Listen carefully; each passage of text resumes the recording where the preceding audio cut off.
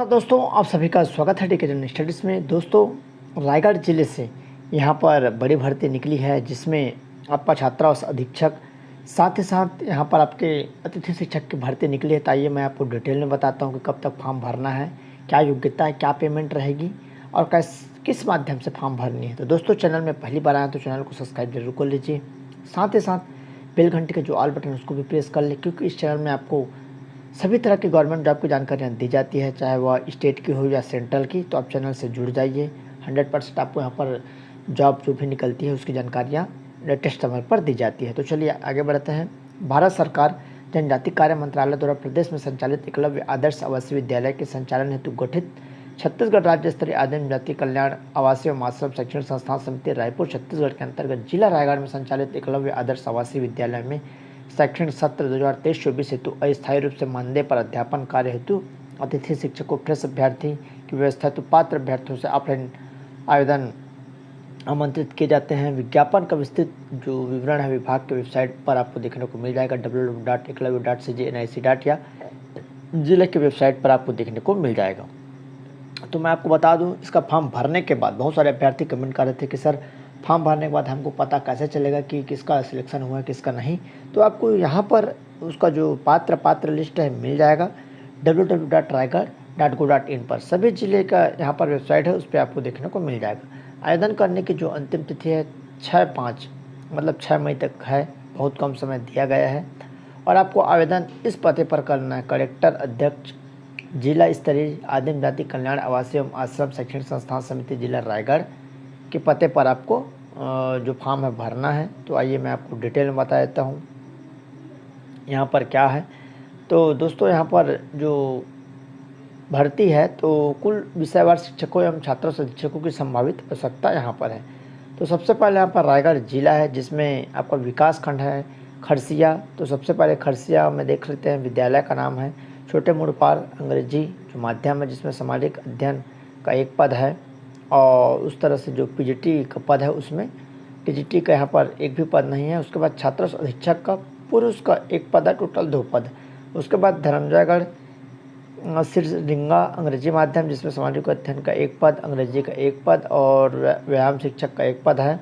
और यहाँ पर अधीक्षक पुरुष और महिला का एक पद है, टोटल 6 पद है। उसके बाद खरकोड़ा छर्रा टांगर अंग्रेजी एक पद सभी में है। और उसके बाद यहाँ पर आपका महिला का एक पद है जो छात्र अधीक्षक का। टोटल 7 पदों के लिए भर्ती विज्ञापन जारी हुआ है। लैलूंगा है, लैलूंगा में यहाँ पर हीरापुर अंग्रेजी जिसमें आपका अधीक्षक का एक पद है जिसमें महिला पुरुष। तो इस तरह टोटल 17 पदों के लिए भर्ती विज्ञापन जारी हुआ है। तो आइए मैं आपको जो इसकी योग्यता है उसके बारे में बता देता हूँ, तो उस हिसाब से आप आवेदन करिएगा। तो यहाँ पर देखिए पदों का जो अनिवार्य शैक्षणिक योग्यता है, तो टीजीटी के लिए सबसे पहले न्यूनतम 50% अंक आपका होना चाहिए स्नातक में, और जो कि 50% अंक अगर स्नातक में है। टीजीटी हिंदी के लिए स्नातक के एक विषय में आपका हिंदी होना चाहिए।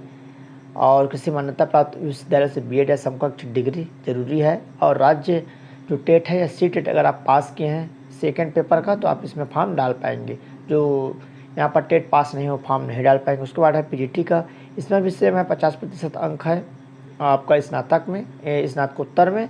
और उसके बाद पीजीटी अंग्रेजी में आपका एक सब्जेक्ट आपका स्नातक स्तर में होना चाहिए और पीजी में आपका स्नातकोत्तर होना चाहिए अंग्रेजी में, तभी आप फॉर्म डाल पाएंगे। हिंदी का विषय में स्नातकोत्तर आपका हिंदी में होना चाहिए और स्नातक स्तर पर एक हिंदी विषय कहने का मतलब है हिंदी साहित्य। पीजीटी गणित में गणितीय या एम्प्लाइड गणित में स्नातकोत्तर की उपाधि, स्नातक स्तर पर भी गणित विषय होना चाहिए। पीजीटी भौतिक है, भौतिक एम्प्लाइड न्यूक्लियर भौतिक में स्नातकोत्तर।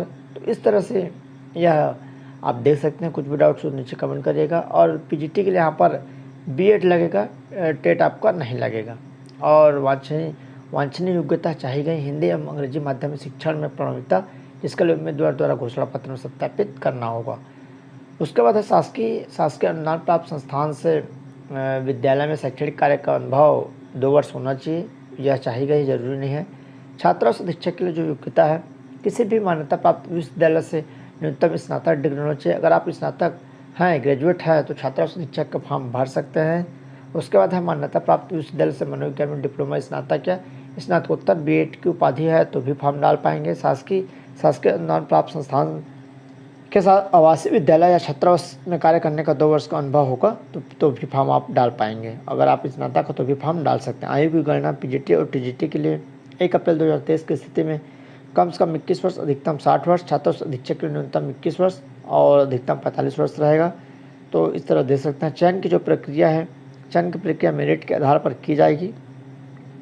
जिला समितियों के दिन विद्यालयों के लिए प्राप्त आवेदन का परीक्षण उपरांत पात्र अभ्यर्थियों को शैक्षणिक योग्यता अनुभव के आधार पर मेरिट तैयार कर पदवर शिक्षकों का एक पैनल तैयार करेगी। यदि आवश्यक हो तो साक्षात्कार आयोजित कर शैक्षणिक मूल्यांकन के साथ साक्षात्कार के अंक जोड़कर अंतिम मेरिट सूची के आधार पर अंतिम पैनल तैयार किया जाएगा, जिसे वर्ष भर में उत्पन्न होने वाली रिक्तियों के लिए उपयोग किया जा सकता है। तो आवेदकों को जिले में स्थित विद्यालयों के लिए प्राथमिकता क्रम से विद्यालय का चयन करना होगा। तो यहाँ पर आप देख सकते हैं, आवेदकों को जिले में स्थित विद्यालयों के लिए प्राथमिकता क्रम से विद्यालय चयन करने का यहाँ पर विकल्प दिया जाएगा। आपको चयन करना पड़ेगा, यह चयन समिति का रहेगा। और इस तरह आपको मेरिट के आधार पर बनेगा। हायर सेकेंडरी का आपका 20% भार और स्नातक का 30, स्नातकोत्तर का 50 पीजीटी के लिए, और टीजीटी के लिए भी सेम इसी तरह से रहेगा, आप देख सकते हैं। साथ ही साथ अनुभव वाले को यहाँ पर प्राथमिकता दी जाएगी। और यहाँ पर देख सकते हैं आपको पेमेंट क्या रहेगा, सब यहाँ पर दिया हुआ है। जो पारिश्रमिक है, मानदेय है, पीजीटी और टीजीटी हेतु यहाँ पर दिया है। तो पीजीटी हेतु 45,000 रुपये, टीजीटी हेतु यहाँ पर 42,000 और छात्रावास अधीक्षक के लिए यहाँ पर 36,000 रुपये प्रति माह आपको दी जाएगी। और इस तरह से आप देख सकते हैं यहाँ पर पेमेंट अच्छा खासा है। जो रेगुलर भर्ती होती है उसी तरह से आपको पेमेंट दी जाएगी। और जो आपको फॉर्म कैसे भरना है उसको भी मैं आपको यहाँ पर डिटेल में बता देता हूँ। दोस्तों यहाँ पर आप देख सकते हैं आवेदन करने हेतु जो सामान्य निर्देश है, आवेदन पत्र में अपूर्ण, अस्पष्ट, त्रुटिपूर्ण जानकारी, मूल अभिलेखों के साथ त्रुटि पाए जाने पर निरस्त कर दिया जाएगा। और विज्ञापन से संबंधित किसी भी प्रकार का संशोधन सूचना राज्य स्तरीय यहाँ पर जो वेबसाइट है उसमें देख सकते हैं www.eklavya.nic पर, या संबंधित जिले के जो वेबसाइट ऊपर मैं बताया वहाँ पर देख सकते हैं। किसी भी प्रकार की सिफारिश के जाने पर आपको हटा दिया जाएगा। और यहाँ पर फॉर्म कैसे भरना है, जो पोस्ट कहाँ करनी है उसको भी बताया। तो विज्ञापन के पदों पर आवेदन केवल ऑफलाइन स्वीकार किए जाएंगे, जो www.eklavya.nic पर जिले की वेबसाइट raigad.go.in पर उपलब्ध है। अभ्यर्थी जिलेवार रिक्त पदों के लिए पृथक पृथक ऑफलाइन आवेदन कर सकता है। तो यहाँ पर देख सकते हैं, यहाँ पर बोला जा रहा है कि अगर आप अलग अलग जो विकास खंड है या स्कूल है, यहाँ पर जिलेवार लिख दिया गया है, कहीं कहीं पर स्कूलों के लिए लिखा गया है। तो अलग अलग अगर आपको फॉर्म भरना है 2-4 जगहों के लिए तो अलग अलग फॉर्म भरना पड़ेगा। अगर मानकर चलिए आप टीजीटी के लिए फॉर्म भर रहे हैं, पीजीटी के लिए तो आपको अलग अलग भरना पड़ेगा। छात्रावास अधीक्षक के लिए भर रहे हैं तो भी आपको अलग अलग लगेगा। और ज़्यादा बेस्ट होगा कि सभी के लिए आप अलग अलग फॉर्म भर दें, वो ज़्यादा अच्छा रहेगा। भेजे जाने वाले समस्त जो दस्तावेज की प्रतिलिपि है मूल अभिलेख से मिलान कर स्व प्रमाणित करना होगा। दस्तावेज की प्रतिलिपि मूल अभिलेख से मिलान कर स्व प्रमाणित करना होगा।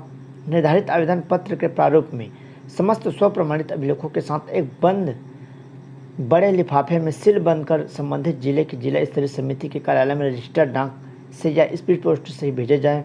भेजे जाने वाले लिफाफे के ऊपर स्पष्ट रूप से एकलव्य आदर्श आवासीय विद्यालय के लिए अतिथि शिक्षक या अधीक्षक भर्ती हेतु आवेदन पत्र 2023-24 लिखा जाना अनिवार्य है। तो दोस्तों इसका फॉर्म कैसे आपको भरना है, फॉर्म का फॉर्मेट आपको मेरे टेलीग्राम ग्रुप में मिल जाएगा। टेलीग्राम ग्रुप ज्वाइन नहीं किए होंगे तो नीचे आपको डिस्क्रिप्शन में लिंक मिल जाएगा, आप वहाँ से ज्वाइन हो पाएंगे।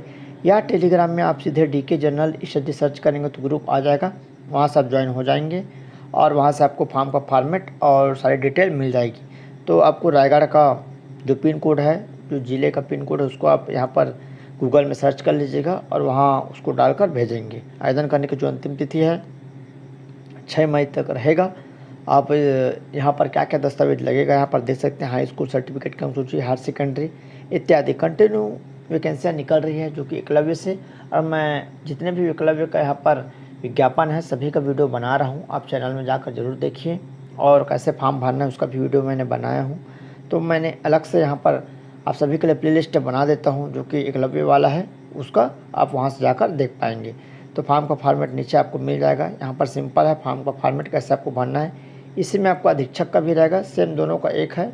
और अधीक्षक वाला फॉर्म का फॉर्मेट आपको मेरे टेलीग्राम ग्रुप में मिल जाएगा, इसी को आपको भर के भेजना है। यहाँ पर पदस्थापना हेतु प्राथमिकता का क्रम रहेगा। अगर आपको अलग अलग फॉर्म भरना है तो यहाँ पर केवल स्कूल का नाम लिख सकते हैं, या एक ही फॉर्म भरना चाहते हैं तो यहाँ पर सभी स्कूल का नाम लिख सकते हैं। मानकर चले सभी जगह से अधीक्षक का फॉर्म भरना चाहते हैं तो स्कूल का नाम इसमें लिख सकते हैं, बशर्ते उसमें अलग अलग बोला गया है तो आप अपने स्वविवेक से फॉर्म भर सकते हैं, कोई दिक्कत नहीं होगा। दोस्तों यह जानकारी रही, कुछ भी डाउट्स हो तो नीचे कमेंट करिएगा। और कंटिन्यू वैकेंसी आ रही है और 58% जो आरक्षण था वो क्लियर हो चुका है। अब जो सरकारी भर्तियाँ हैं और अच्छे से निकलेगी। तो चलिए दोस्तों, धन्यवाद।